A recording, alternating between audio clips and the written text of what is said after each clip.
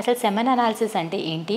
Semen analysis ఎప్పుడు advice చేస్తారు? Semen analysis అంటే basic sperm test.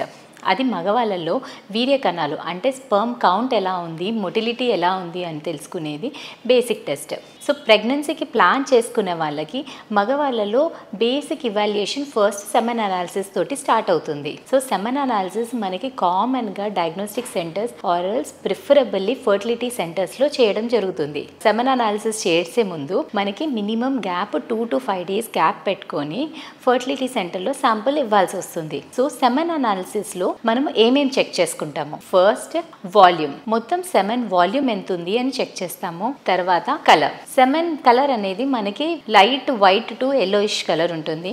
And semen count per ML minimum 14 million కణాలు అనేవి ఉండాల్సి ఉంటుంది. అండ్ స్పర్మ్ లో కూడా ఎన్ని కదలికలు ఉన్న స్పర్మ్స్ ఉన్నవి అనేది చూసుకోవాల్సి ఉంటుంది. అవి మినిమం 40 to 42% ఉండాల్సి ఉంటుంది.